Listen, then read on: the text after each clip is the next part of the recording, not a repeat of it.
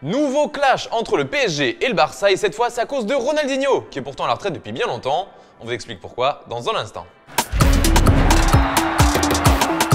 Le JT Foot Mercato avec Unibet.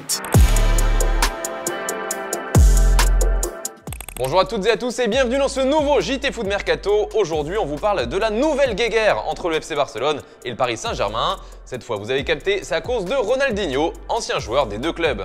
En fait le génie brésilien est l'invité d'honneur du PSG ce mardi soir pour le match face à Leipzig en Ligue des Champions au Parc des Princes. En seulement 2 saisons, Rony a marqué pour longtemps le club francilien où sa cote est toujours très élevée.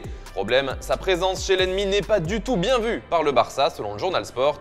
Car Ronaldinho est tout simplement l'ambassadeur du club catalan et il est payé pour ça. Et au vu des tensions actuelles entre les deux équipes, ça passe mal. D'ailleurs, lors de l'arrivée de Messi à Paris, Rony avait déjà fait une déclaration qui n'était pas du tout du goût des dirigeants blaugrana. C'est une grande joie d'avoir joué pour ces deux clubs et maintenant de voir mon ami porter ce maillot. Il y a beaucoup de moments de joie pour Léo Messi. Une joie et une bienveillance qui avaient déjà fait polémique de l'autre côté des Pyrénées.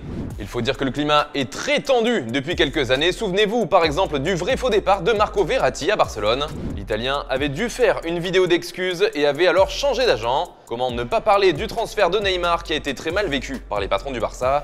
Que dire alors de la signature de Messi l'été dernier? Quelques semaines auparavant, le PSG avait déjà joué un drôle de coup au FC Barcelone en raflant la signature de Georginio Wijnaldum au nez et à la barbe du club rival, alors que tout semblait bouclé entre les Néerlandais et les Blaugrana. Bref, vous l'aurez compris, l'ambiance est toujours aussi tendue entre le Barça et le PSG et ça ne semble pas vraiment parti pour s'arranger.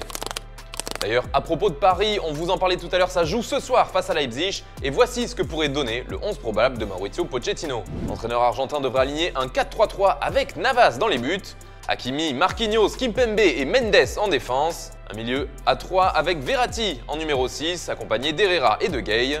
Enfin devant, Draxler prendra la place de Neymar absent et on retrouvera également Mbappé et Messi.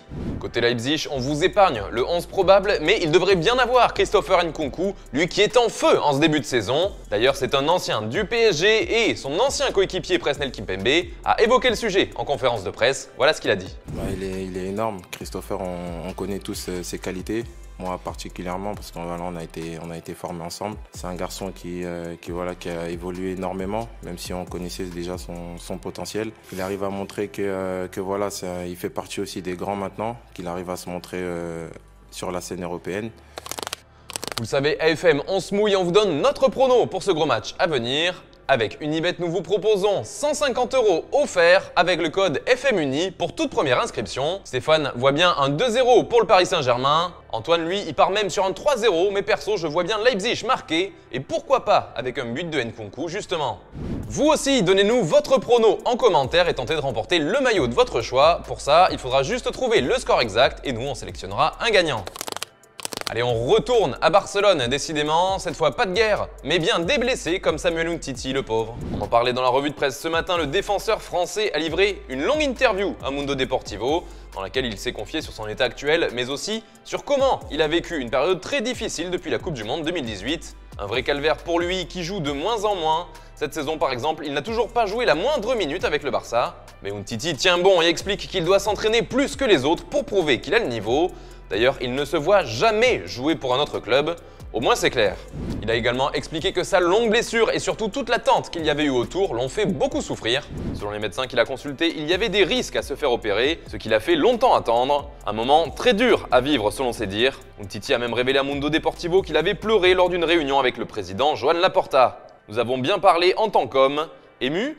Oui, parce que nous avons parlé de sujets très difficiles et c'était très intense pour moi. J'ai pleuré pour être honnête. Oui, parce que je ne parle pas beaucoup, mais si je dis quelque chose, je le dis avec mon cœur et au final, c'est ce qui s'est passé.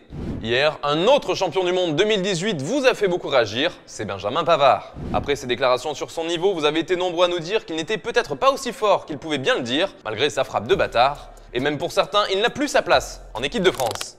On se quitte avec l'image du jour qui nous vient de Gérard Piqué, qui a lâché une petite bombe en exclu sur sa chaîne Twitch. Vinicius Junior aurait dû jouer au Barça, rien que ça. Hablé con Vinicius personalmente antes de ir a Madrid y en la llamada el tío me reconoció que ya estaba hecho por el Barça.